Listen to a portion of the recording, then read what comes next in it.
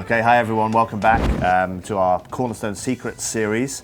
Today we're going to talk about the secret of achieving work-life balance in a recruitment career. Not easy, honestly. Yep. And it's not something which comes automatically. Yep. You know, actually, just before we kind of get into it, I do think a lot of people, maybe they come into the career in recruitment thinking, okay, I want to have good work-life balance, right? Yeah. I get it. I think recruitment is one of those careers where you kind of have to earn it to a certain degree. Yeah. It's not going to be automatic from day one, like you might get in some other careers. Yeah. Right. So I think you have to bear that in mind first. So you got to earn this work-life balance a little bit. So how do you do that? Well, I think first of all, I think entering recruitment with as your number one motivation to have work-life balance, probably this is not the right career for you. I would say, Yeah. It is a sales job at the end of the day, and you have to be available for your client and your candidates outside of office hours. I think that's the reality of it. Does it get better with time? Of course, like any other profession, I think in general. I think the first way to do it is be organized. I see a lot of recruiters that have very poor time management skills, So I think working on your time management skills is absolutely crucial.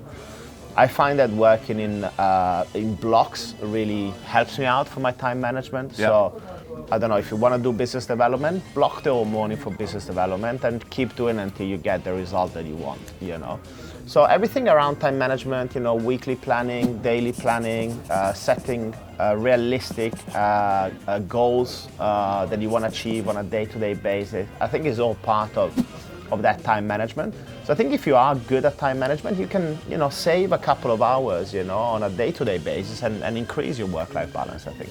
I think so, and I think the best way the most recruiters end up achieving a work-life balance is by working really smart. Yep. I think so.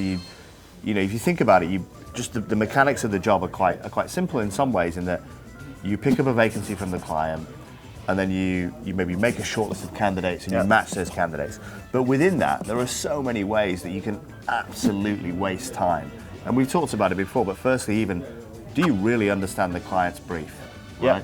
If you don't, then all the candidates you match to that, maybe 30% of them, are not a match anyway, just because you didn't ask the right questions. Yeah. And then you waste hours calling all those 30 candidates, trying to sell a job which they're not even a fit for. Yeah. Right? So that's an example, one small example of where you can work smart. I think you can work smart in most aspects of this job, and it comes down to great questioning technique and actually not giving up until you fully understand the picture of the client and the job you're working on. And on the candidate side, hey, you better get good at selling jobs, because otherwise you're going to be pitching that job a lot, which again wastes a lot of time. And we could go on and on. We see a lot of people wasting time on candidates or keeping candidates alive that clearly are never going to take this job or are not interested.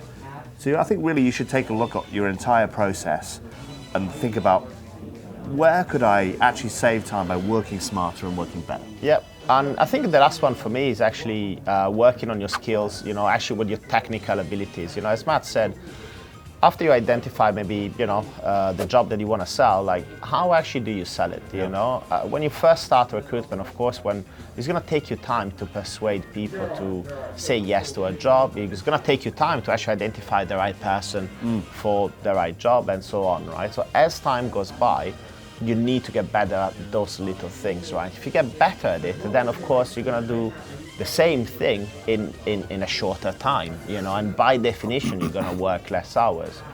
I think actually there is a big element of, your work-life balance has to increase as you get older in recruitment, because if you're in your 5th year of recruitment and you're still working 10, 12 hours a day and you're not really making more money, then it clearly means that you haven't improved over those 5 years, right? Yeah. And I think, again, maybe it is a sign that you have to start working on those skills, it's really important. I think it is, and one more thing from me, I think a lot of people think the secret to maybe achieving work-life balance is by having a great quarter, for example, and then maybe taking the foot off the gas.